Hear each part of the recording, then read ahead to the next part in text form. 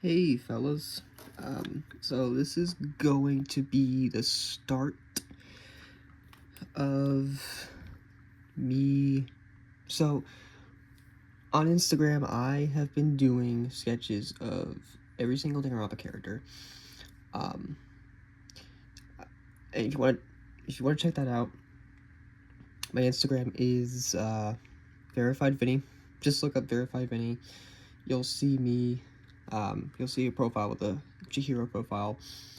But yeah, I've been doing sketching every Danganronpa character, and in hindsight, I wish I sketched these later, so I could actually because I wanted to do videos, so videos of all the sketches I do of all the characters, and I wish I did.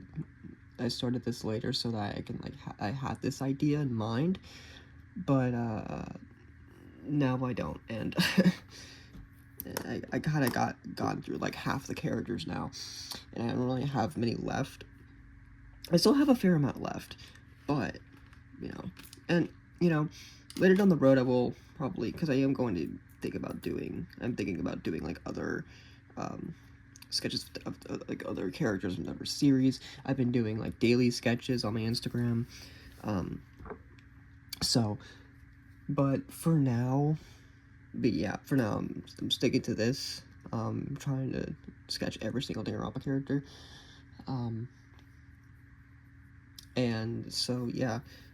So now today's sketch is going to be Peko. So this is an old sketch of mine. I'm actually going to sketch over these. I'm actually going to sketch over these drawings and erase them, And while I sketch, I could probably just talk about, maybe the character that I'm sketching and the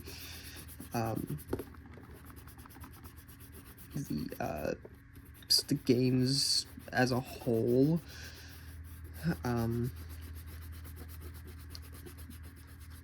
Danganronpa was kind of the game of my teen years. It kind of just made up most of my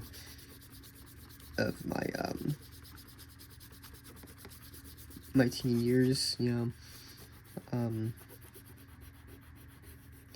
it wasn't the only game that got me through like freshman year middle school, Persona was also a big beneficial game that was also very it also helped me get through, especially my freshman year, because during freshman year, at least for me, that was when COVID struck at its worst, and we were, of course, home. And man, online school was the freaking worst. It was not fun at all. I was so stressed. If you heard that sound, that was my chair. That was not what you thought it was. So yeah, I don't know.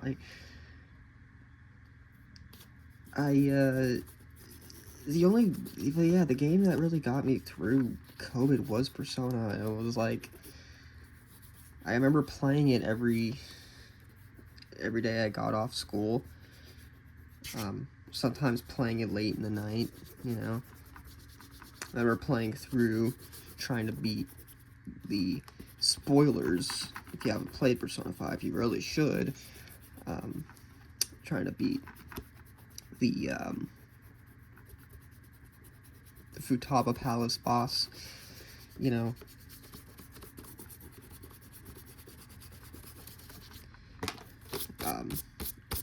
But yeah, okay, got that erased. It's not perfect. The erasing's not perfect, but I don't need to make it perfect. I'm gonna be drawing over it anyway. It's like a tattoo, like drawing over a shitty tattoo. So I always thought of it as, at least. Um, so,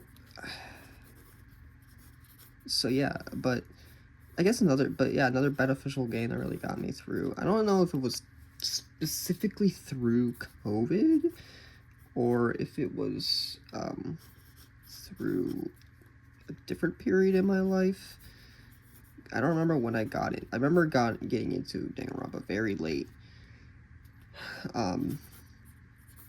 Had I gone into it sooner, I would have been there for the hype during the hype of V3.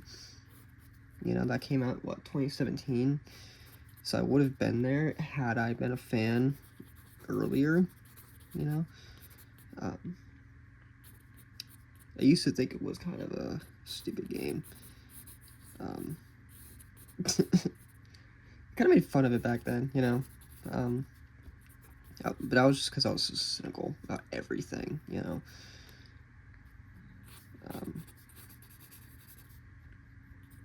And yeah, I hated my old self because I was just like so cynical about everything. But yeah, like I don't remember the exact moment I got into the series. I remember getting the games on PC when they released on PC, which was, I don't remember when they came out on PC actually. I never really checked, but yeah, I remember that, and then playing through them, and I was kind of hooked. I was hooked immediately. I was fascinated before though. Like it wasn't like, and my biggest regret with Danganronpa series is the fact that I kind of spoiled myself. I didn't, you know, like I was really curious about the game, so I looked up videos, and yeah, I spoiled myself on just like watching like every execution, you know, and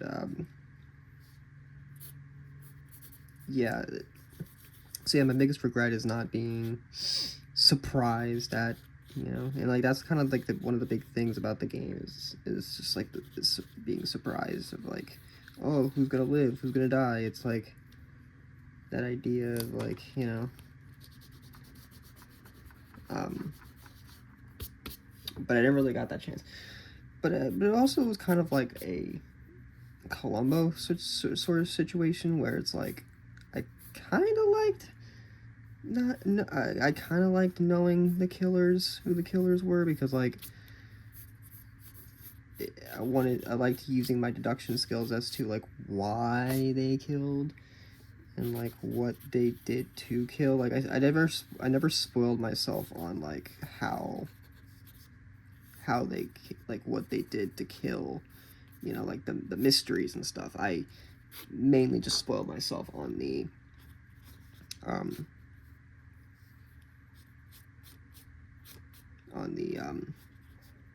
the deaths and executions, you know.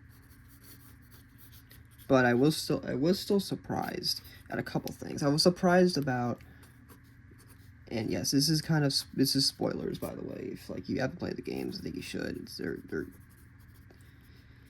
They all have their own respective issues. Especially, I have some beef with V3 being what it is, you know. But all things, I was really, it's really the characters and the, you know, the mystery of the games that really did it for me, you know. That's why I always go back to this series. It's like, you know, been replaying the games again and like and whatnot, you know. So it's like, so yeah, it's I don't know. It's also just like very nostalgic. But it's just like, yeah, the characters. Like I just got really attached to the characters, you know. And yeah, I don't know. But yeah, like, I had my own surprises with the game. I genuinely did not expect um, the Kaede twist in V3. I thought that was like, holy shit, you know? That was shocking. That was surprising. Because I thought it was going to be like a Makoto thing, where it's like, oh, she gets executed, like, because, like, um, it's the bad ending, or like, oh, it's a fake out, you know? But no, it wasn't. And I was like, oh, wow, they actually did it. And that's crazy. Here's the thing, though. As much as I love the first chapter of V3, and as much as I love the Kaede twist, hot take, but I personally think that it should have been Shuichi that started out as the protagonist, and then it was Kaede, because we haven't got a female protagonist, you know, and this is our chance. This is our chance, you know. And Kaede was such a unique character, and like, I loved her character, like how she was just kind of this symbol of hope. She was just like so, you know, she was almost too perfect, you know, to be a protagonist, and that's kind of the truth. She was. It does suck, but I understand why, and I liked Shuichi as a protagonist. I did, but you know, I do wish that Kaede stuck around, you know.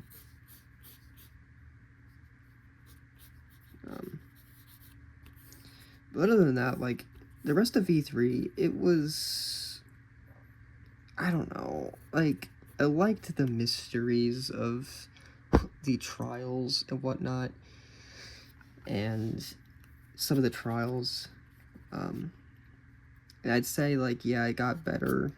Some of the trials got better, like, the first two trials were great. The first trial was okay. It wasn't the best thing in the world, but like I think the Kaede twist definitely remedied it. It was so out of left field. It was so crazy. To think that they do that. And that's kind of the main, but that was like kind of the main thing that made that trial great. But but when you really think about it, it's not really the greatest thing in the world. I liked the whole shot put ball mystery. Oh my god, that whistle. The whole shot put ball mystery was interesting.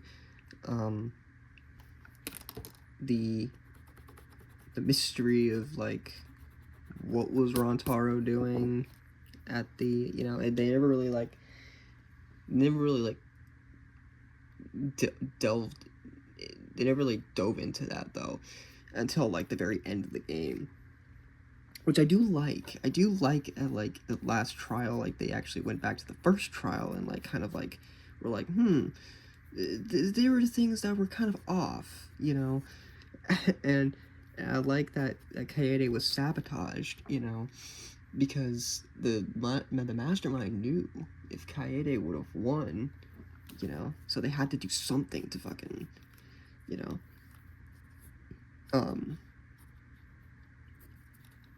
but yeah, I mean, but other than that, like, V3 got just, I don't know. Chapter 2 was good. I liked it a lot. I liked the trial, Chapter 2 trial. But then Chapter 3's trial was just kind of dumb, you know? It was so painfully obvious. The killer was so painfully obvious that it was just like, okay, it couldn't be, you know. And they set up so many interesting ideas, and they didn't go through with it. They didn't, you know, um, because I don't know why. Maybe I don't know if it was for timing or they just couldn't figure it out, or but like they really shot themselves in the foot killing off Angie in that chapter, because they could have done something so interesting with Angie's character. And it's like, people who have played V3, you would understand why I think that. Um, the whole Atua thing, like, I feel like that, as annoying as it was in that chapter, I feel like they could have done something interesting where, like, she kind of brainwashes everybody into, like, believing in Angie, and, like, Angie could have been, like, a really, really interesting killer. And they just did it. They just didn't do it. They just, like, went the cheap way out and just was like, oh, it was just correct. It was Correcchio. It was Correcchio both times. It was like, okay. There was no reason. There was no reason for him to do the seesaw thing, but he did. And it's like, he really wanted to do the seesaw thing, and it's like, but it's whatever. And I know the people who haven't played the games are like, what the hell are you talking about? And like, you will understand. If you play the games, you will understand what I'm trying to say here. But yeah. But other than that, like, I don't know. Getting to the actual character I'm drawing, I like Peko. I think she was kind of more of a foil character for Fuyuhiko, for his character arc. So, like, you know, she wasn't, like, too interesting. She was interesting enough. I really like her design. Here's the thing about Danganronpa character designs. Like, there's some that are, like, okay, and there's some that are really, really, really good. You know, I think Danganronpa 2 nailed the character designs, I think. Well, Danganronpa 1's character designs were a lot more grounded, I think. And, like, okay, this is more believable, as they look more believable as high school students, with the exception of, like, a couple, like, probably, like, Sakura. Danganronpa 2's, they just nailed the looks of the characters, the personality of the characters, you know? And that was the most important part about Danganronpa 2, was the personality of the characters. They were the most expressive characters in the entire series, you know? And so I feel like, yeah, it was a good thing that they nailed the main design aspects about these characters, because, you know, because of that fact. And I don't know, it's just, I think the Danganronpa 2 cast is definitely the best cast. I think they were the best written, and I think they were the best designed. And I have the biggest soft spot for Danganronpa 2 cast, the most out of any cast in the entire series. And Danganronpa 2 as a whole, I think, is my favorite, just because of the fact that it's just like, you know, because I love the characters the most. I love the characters the most in that game. Well, it's not. Well, Danganronpa 2's mysteries are maybe not my favorite. I will say, you know, they did have fairly entertaining trials, and that's in Danganronpa 2. That's where my favorite trial comes from. And Trial 4 of Danganronpa 2 is excellent. And then, of course, Trial 5 of Danganronpa 2 is just as good, you know. I love it a lot. So yeah, I don't really have much else to say about Peko as a character, though. I will definitely have more to say about some characters than others. But since Peko was a more early design not design, early character, in the series. Um, sorry, just pulling up reference images. She was an early character in the game, you know. She didn't really have much else to go off of. She, like I said, she was literally a foil for Fuyuhiko's character arc. And I will say Fuyuhiko's character arc was great. I think he was probably the best out of the survivors. It was definitely like the best out of them all in terms of like character arc and character growth.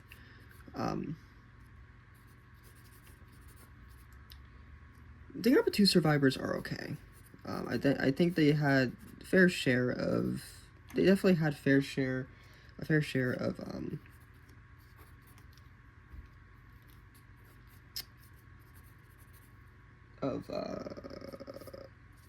character growth. Some more than others. I think I think Kazuichi could have had a little bit more going for him. You know. He was more just like the comedy relief, like the Yasuhiro of Danganronpa 2. And I like Kazuichi, but I think like he could have had more, you know.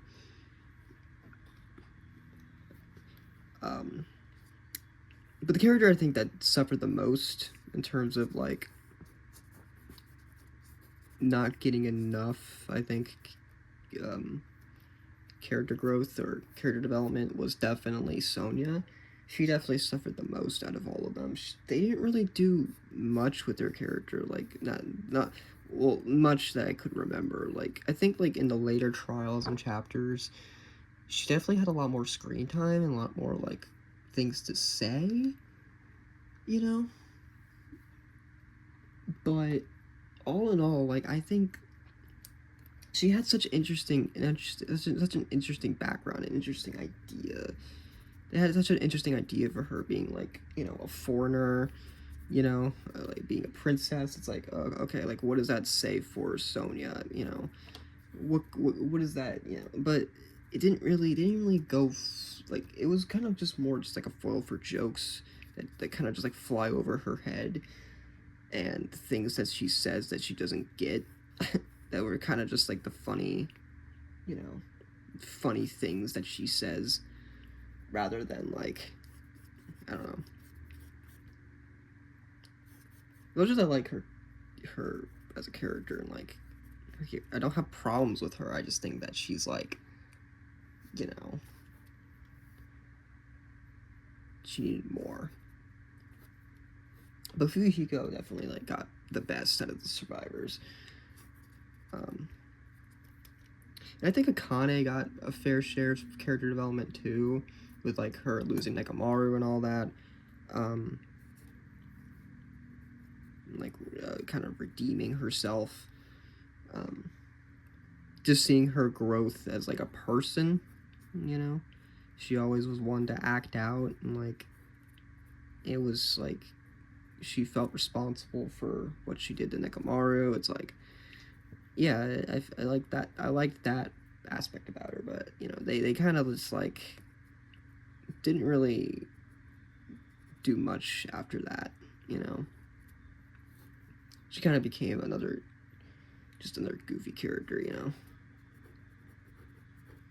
and that's not like bad. Like I think like the Danganronpa 2 survivors, like they could be goofy.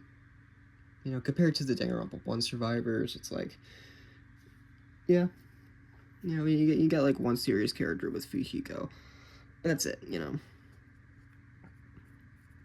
But yeah, I mean, so. But yeah, Peko as a character, here's the thing, I need to do like all the free time events and stuff. Wasn't really ever really one to do the free time events. Not that I have a problem with. I think like they're good like for like learning about the characters and and stuff, and like knowing like their background, especially for characters who don't really get much screen time, you know. I like that aspect about it. Um, but yeah, I mean,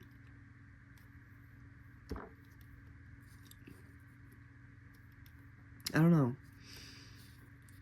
I can't really think of anything that comes to mind about her as a character other than like she's cool. She has a cool design. Um,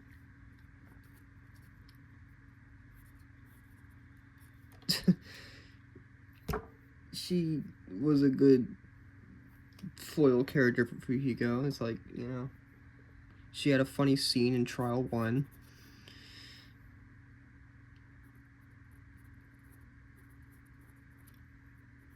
Um, I will say, like, playing through Trial 2 of Danganronpa 2 again, it was kind of heartbreaking to see just, like, how much Peko just, like, degrades herself because of Fujiko. It's like, and I like that interesting idea where she thinks of herself as a tool, and like she thinks in her mind that Fujiko is the killer because he used her for the murder. And it's like, so she has that delusion in her mind that like, okay, so I'm the tool, I'm the murder weapon, essentially. And I think that was an interesting concept. That was a very interesting concept of like testing the ideas, of like playing with the ideas in your head of like, what considers a murder weapon? Is a person a murder weapon? Can an accomplice be a murder weapon? Technically, a technicality of like, you know, and yeah, it didn't come true, but it was interesting, you know. It was an interesting thought, and just seeing how it tore Fujiko to shreds. How he just broke down. That was one of the most saddest scenes in the entire game. Like, just seeing Fujiko break down just was just like he begged Peko to stay. He begged her. He needed her. You know, it's like, man, it just broke him as a person.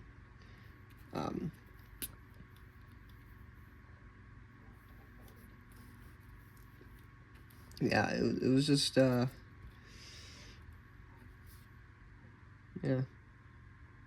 But yeah, other than that, I mean, like I said, she was a very early character, and there were some characters that like were early characters that still had interesting, I still really liked, like Mondo.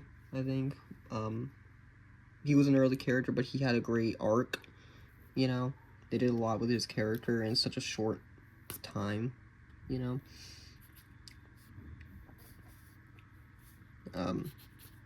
in such a short amount of time.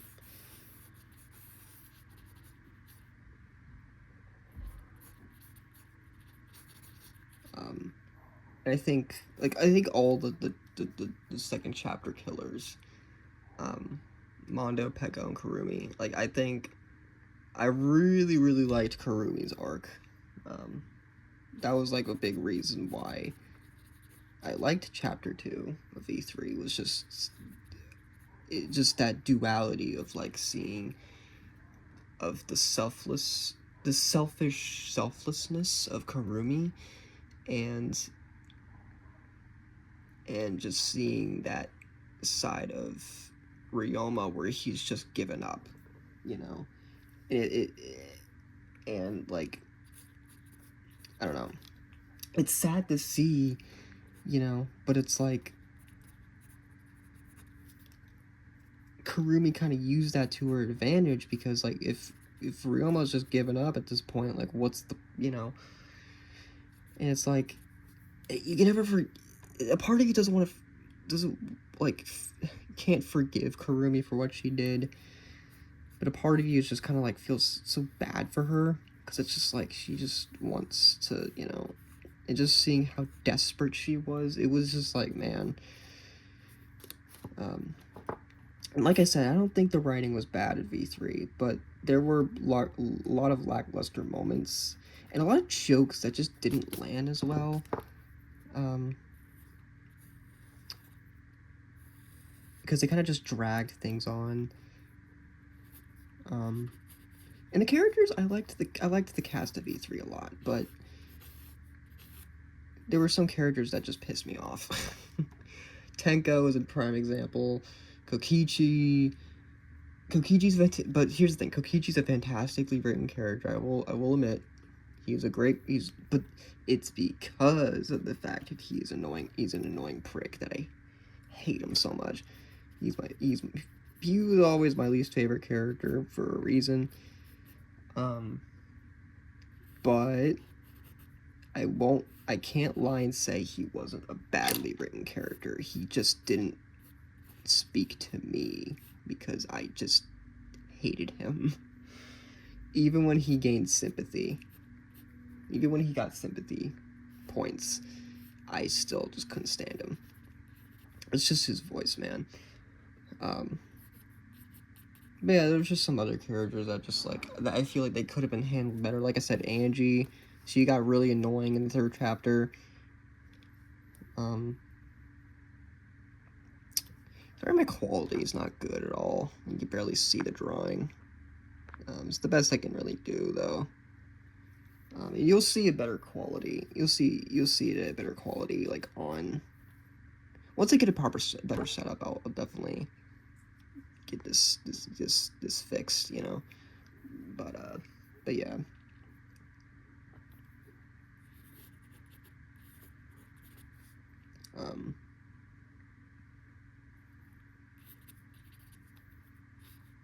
Kind of be putting under. It definitely puts me under pressure though, drawing while talking, because I have to like think about the drawing, how good I want to make the drawing, and then, but also just like I can't like really go silent at all. But like if I'll try like to edit. I'm not really a good editor or whatever, but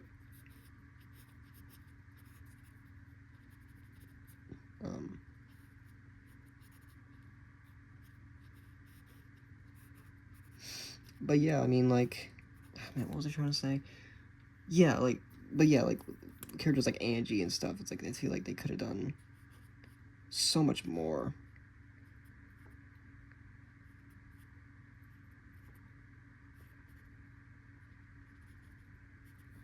With their characters. And, like, characters like, and there's, like, just some characters I just don't have any sympathy for, like Korekio, where he's just, like, he's a freak. He's a serial killer. It's like, why would I ever side with him? Why would I ever...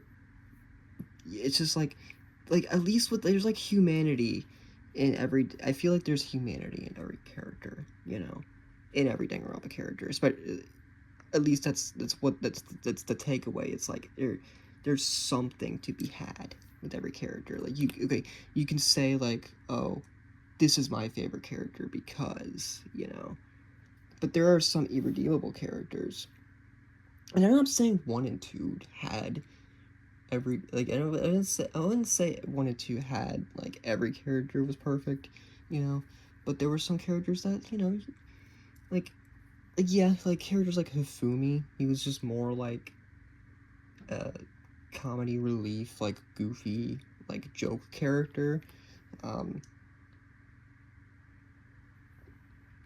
But he was respectable. He was, you know, or like at least he was a respectful person.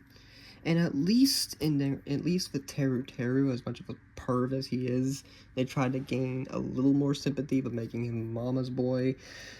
You kind of just feel bad because he just gets shafted because like he saw Nagito's plan. He was just trying to but it all gone awry, and it's just like, yeah.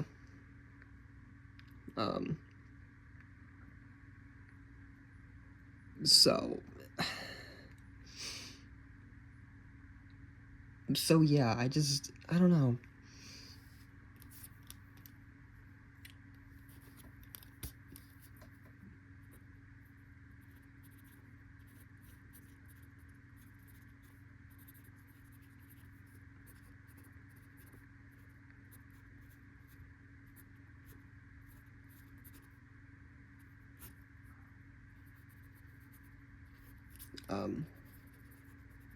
But yeah, it's just like there's just some characters I just, you know, like I like what they did with most of the characters. And I get like, oh, you gotta play the free time events. It's like with like characters like Tenko, it's like, oh, I get it, oh, I get it. Like, oh, you gotta play the free time events to understand her character. It's like, I played her free time events. At least I played a couple of it or watched or whatever. I learned about what her free time events were. I learned like why she's the way she is. And like, okay, I understand, but it's like they didn't need to go that hard on the whole degenerate male thing. Like, it was just so nauseating, man. Like, I understand what they were like, but it could have just been a couple, you know, it could have been a line from here and there, but it was just like, it was nothing but. That was just her character. And yeah, I really liked her character.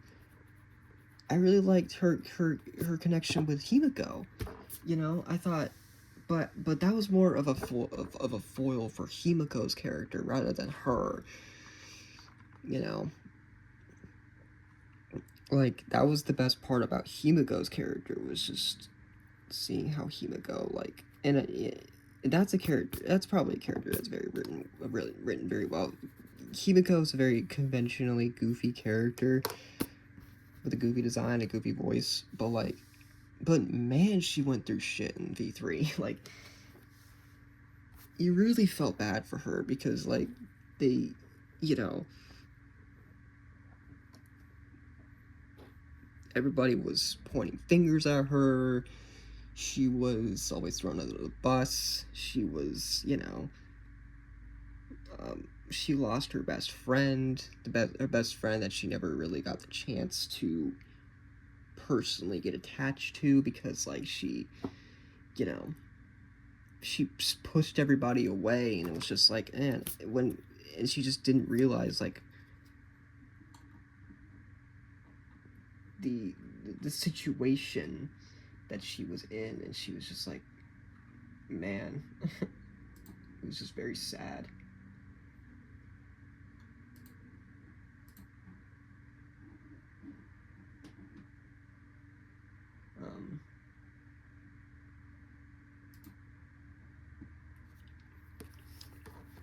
So yeah. Oh, but I will say though, now that I'm getting to this part of the drawing, because I'm going to be also drawing Sparkling Justice, that was the most unnecessary. That was the one drawback to Trial 2 of Danganronpa 2. Like, I love the trial for what it was worth. You know, I liked the fact that the Twilight Syndrome murder case was connected to it. Figuring out the mystery of Twilight Syndrome murder case was, like, really fun. You know, it was a cool motive. I like that it connected to the trial cohesively. It wasn't just like an out of left field thing.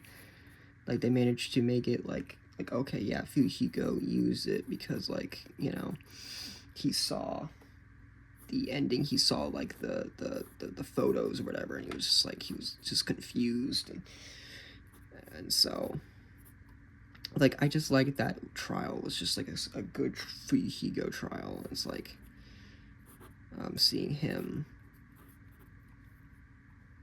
go through all these emotions in this trial was just so, man. But when you get to this part of, like, the stupid Sparkling Justice bullshit, like, it was just like, this is so unnecessary. I get that she was just trying to hide through, you know, through the character. She was like trying to hide the truth, and so she like, but it made the trial drag on way farther than it had to, and it was unnecessary. Like, they could have just had it where Peko was just like, you know what, fine, you got me, but I will say, if you vote for me, you may make the wrong choice here, because I'm nothing more than a tool. It's like, that's all she needed to say. She didn't need to do the stupid sparkling. They just needed to figure out like how to implicate the mask into the trial. It's like, it wasn't implicated the best, you know. It was the worst part of the trial for me. But yeah, there's always such a drag getting through that part. But other than that, I think it's a great trial. And you know, people could probably argue about it being relatively good, about this part being, you know, but I just never really, no.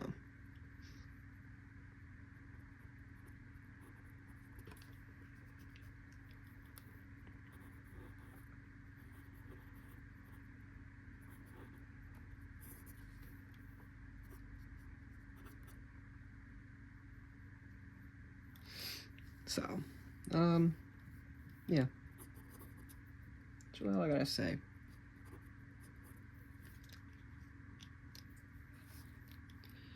I don't know what I'm gonna do over here. I might maybe make another. I don't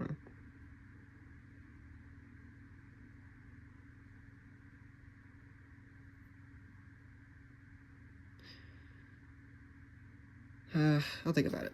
But yeah. That's really all I gotta say. I don't know if I'll do like the full sketches on my YouTube. Maybe just like, these are just gonna be like progress sketches. But if you want to see me fully sketch and like ink, you know, the drawing, you know, but it's just like, I just want to have a little discussion and a little sketch. I'll finish this sketch, post it on my Instagram. I'll post this video. That's pretty much it. Just wanted to get my words out of there, my basic thoughts on the Danganronpa series. You know, I mean, it kind of exhausted what I'm gonna say for later videos, but I could just talk about, for later videos, I could just talk about the character and how I feel about the character. So yeah, I guess this is it. So I'll see you in the next one.